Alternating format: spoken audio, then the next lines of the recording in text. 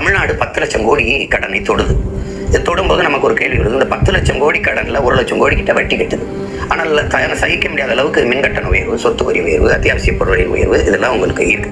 அப்ப நீங்க 10 லட்சம் கோடி கடன் பெற்றதை நான் வரவேற்கிறேன், குடிமகனா வரவேற்கிறேன். ஆனால் அதை வாங்கி தரமான கல்வி, அறிவை வளர்க்கும் கல்வியை நான் உலக தரத்துக்கு என் பிள்ளைகளுக்கு சரியா சமமா கொடுத்துட்டேன்.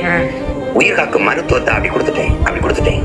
போக்குவரத்து, சாலை பராமரித்தல் அப்படி பண்ணிட்டேன். தடையற்ற மின்சாரம் உற்பத்தி செஞ்சு கொடுத்துட்டேன். எங்கேயும் வாங்கல, அந்நிய முதலாளிகிட்டோ பிற மாநில முதலாளிகிட்டே நான் வாங்கல. நானே அதுல தண்ணீரை விளைஞ்சிட்டேன். அதுக்கப்புறம் தூய நீரை வந்து நானே பகிர்ந்து அளிச்சிடுறேன். பசிங்கிற சொல்லு கிடையாது, எல்லாரும் கொடுத்துட்டேன். வேலை இல்லைங்கிற சொல்லுக்கே வேலை இல்லை, அப்படி ஆக்கிட்டேன். அப்படி இருக்குதுன்னா இந்த 10 லட்சம் கோடி கடன்ல பயன் இருக்கு. ஆனால் 10 லட்சம் கோடி கடன் இருக்கு, எதுவுமே இல்லை. ஆனாலும் மக்கள் வந்து பொங்கல் ஒரு 3000 கொடுப்பாங்களா, அப்புறம் ஒரு 1000 கொடுப்பாங்களா, அவங்களுக்கு வந்துருக்கு, எனக்கு வரல, அப்படி இப்படி நடந்துச்சு. இந்த நிலை வந்து ரொம்ப பரிதாபமான ஒரு நிலை.